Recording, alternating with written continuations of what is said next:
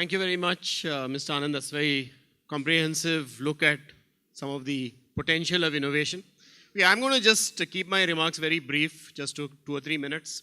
So, just looking at this whole challenge of innovation, if we just look back at innovation in India and see which have been the most impressive innovations, I see some common characteristics. One thing that I see is that the most impactful innovations in India have tried to solve problems which were largely local.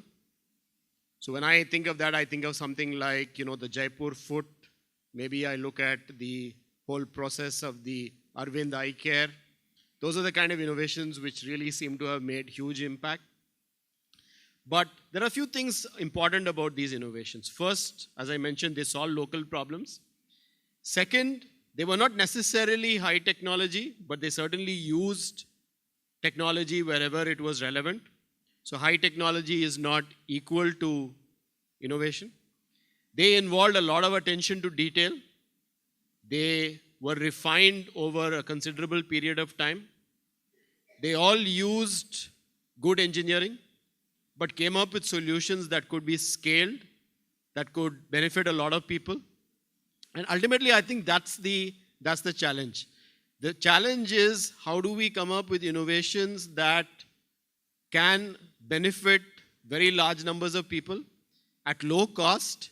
And as the first speaker put it so clearly, that's not going to be done by poor engineering. It's not going to be done by quick fix solutions. It's actually going to be done by using very high quality thought processes and the engineering temper to make it happen. In fact, the founder of IKEA, Ingvar Kamprad, he once made an interesting comment. He said the challenge is not to make a wonderful desk that costs $1,000. The challenge is to make a desk for $50 that is very functional and elegant at the same time. So that's the engineering temper we need to promote, where we're getting students to see excitement in taking problems that we need to solve and applying competent, thorough engineering to solve them. Not coming up with quick fixes that won't really last or that won't stand the test of time.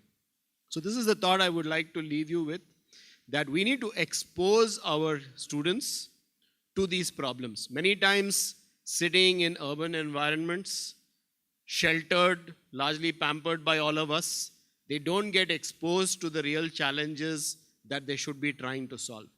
So my appeal to educational institutions in particular is to get people out in the field. You're never going to understand these problems sitting in a classroom or even for that matter sitting in a laboratory. You're going to understand them by going and watching people, by immersing yourself in the daily lives of users, whether it be individuals or companies or societies, and driving your curiosity to then use your learning and competence to solve those problems. I think if we can start doing this, then we will be able to move on the track to making India the innovation hub or the center of excellence of innovation in the world.